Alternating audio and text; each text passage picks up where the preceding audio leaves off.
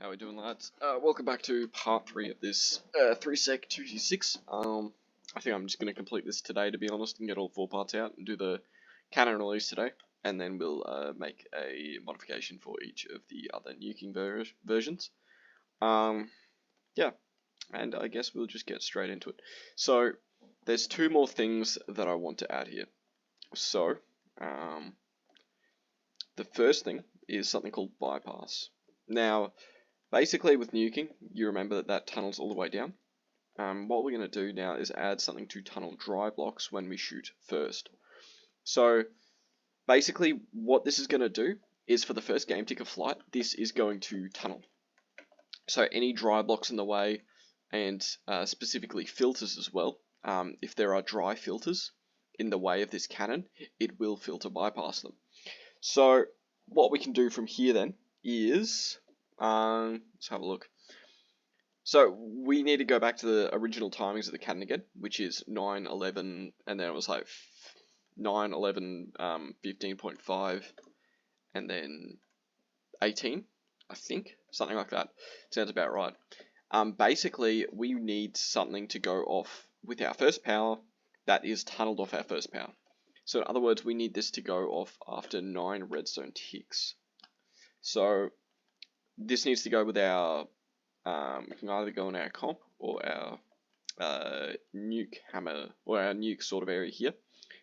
In this case, we'll just make it go off with the nuke, and we want it to be fairly high up in the air. So what we're going to do is we'll just count to it.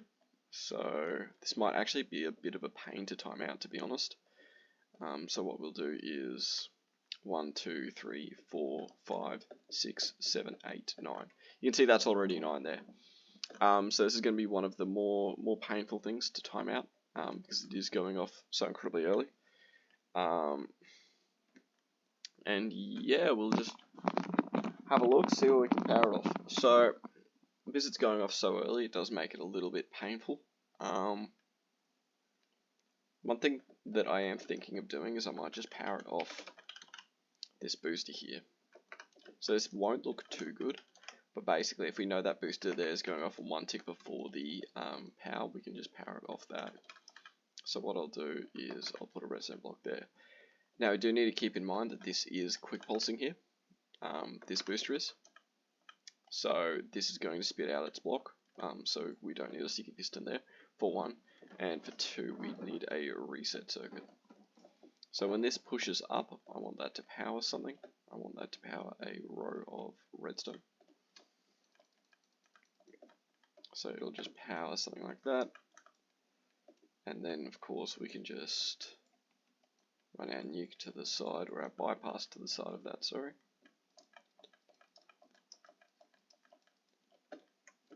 So that can be our bypass there. We've got 10 dispensers for that, that should be fine.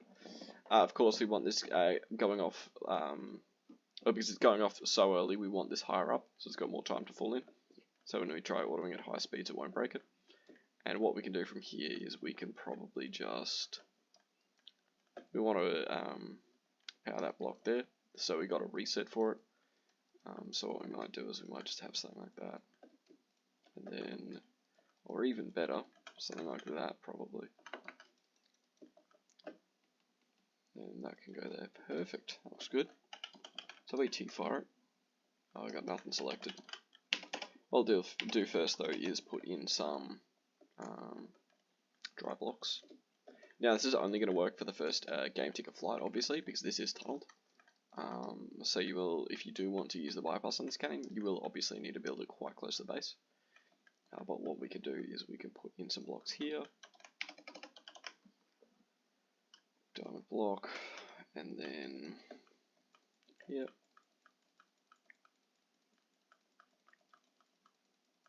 Okay. So I got our diamond block there, and then what we'll do is we'll put in some blocks in front of it. Now we can't water these blocks, because the bypass will only work against dry stuff, but it is better than nothing. So we'll test fire, see if it works. Looks like it went off alright. No, something's wrong there. Oh, it's probably the fact that this is over protection blocks, I'd imagine. So we'll move this back. and then we'll put that there, and then break all that. See, T5.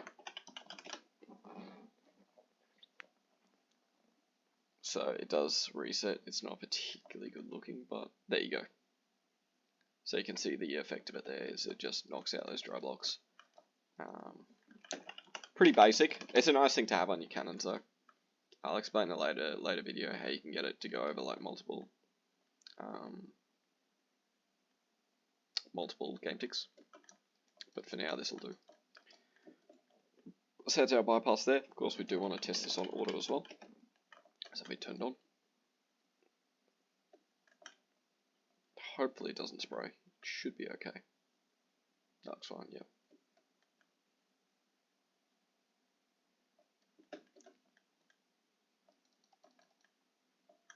There you go.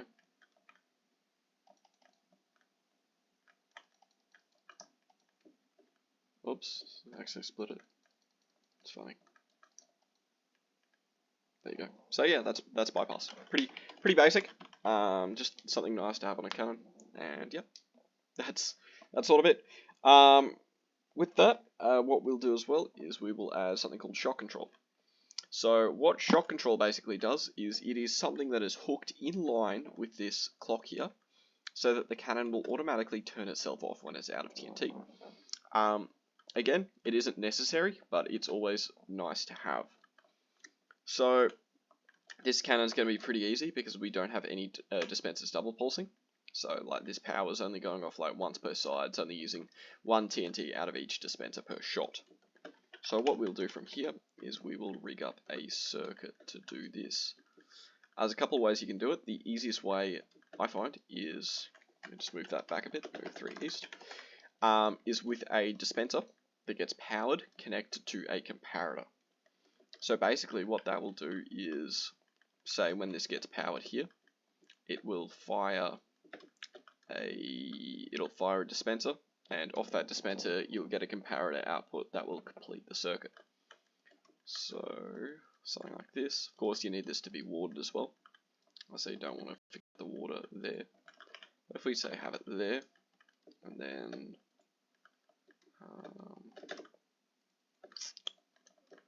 basically we need this to be firing with it, so we can hook that straight up into the clock. Take a comparator out there, and probably like a sticky piston just like that. So when that is on, it will complete the circuit, and yep, this will work. So if we go /TNT fill and we fill that dispenser there, you'll see it extends that piston there. So what we can do from here is we can just a nice little basic circuit just like that, and we actually want some redstone there. And then yeah, we just hook up our clock into this. So basically what's going to happen is while the cannon is firing, it's going to be firing this dispenser as well. When this dispenser reaches 0 TNT, this comparator will turn off, this piston will retract, and then this cannon can no longer keep firing. It's also nice for specific parts of a base where you only want to use a certain number of shots. Of course, we just stick that clock back in. So we can put that there, and then a button, and then a lever, and boom. This is our shock control. I might actually add a little bit of extra time delay to that repeater there. So if we fire that, it should be good. Yeah, looks good.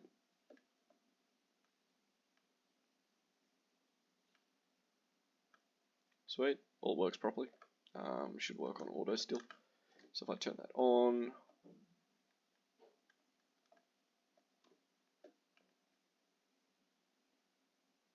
boom, boom. Nice and basic. Leave it, turn that back off, and we'll just clear a bunch of TNT out of this dispenser.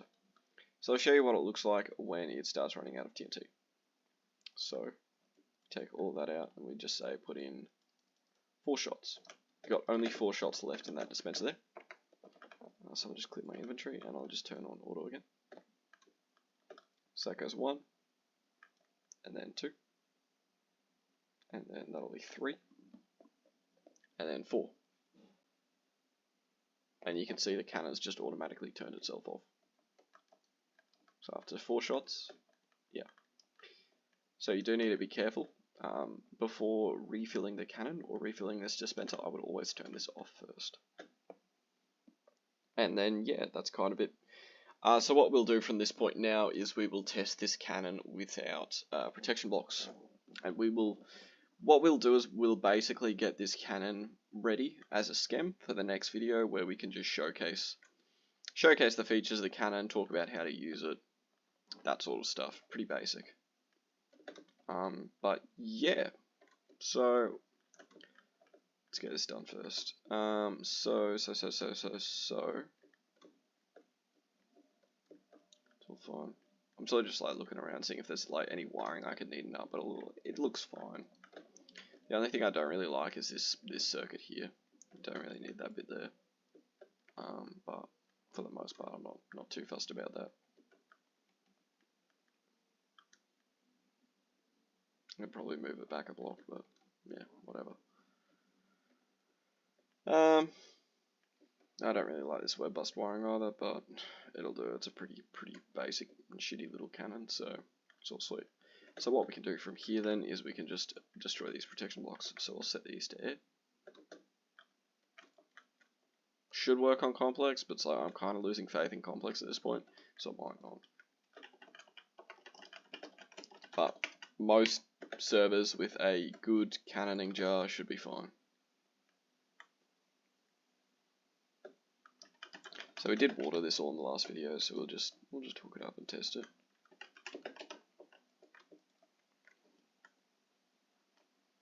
Probably back to like a normal upload schedule after these videos are done.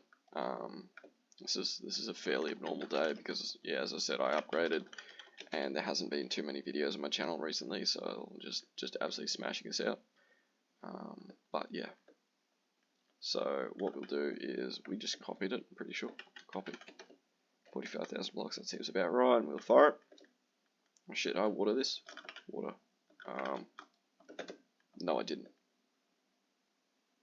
Well, the cannon didn't explode. I think I just clutched up there. But cannon looks fine on semi-auto, so we'll just turn it on full auto.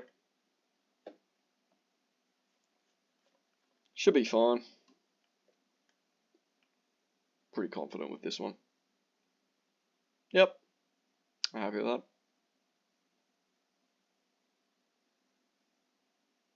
Perfect. I probably won't skim this cannon down too much. I really can't be bothered to rewire this thing. But yeah, 3 sec.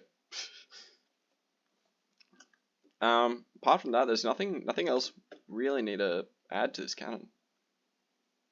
I'll just put the protection blocks underneath again, just so I make sure I don't blow it up, because I've got a pretty bad tendency of doing that. Like stripping out the protection blocks from a cannon, forgetting they're not there, then changing something and blowing it up. So I'll just put these back.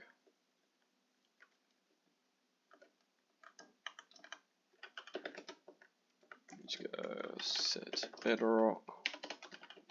So yeah, next video will be a tutorial on how to use it, how to turn certain features on and off, how to backstack with it, how to bus regens with it. And one thing that I might do while I'm here is I'm just going to clear this magic sand, drop it down, and move it in. How many blocks is that? Let's say 11. Move 11 down. Oh, so close. Almost nailed it. So if we just go move 1 down.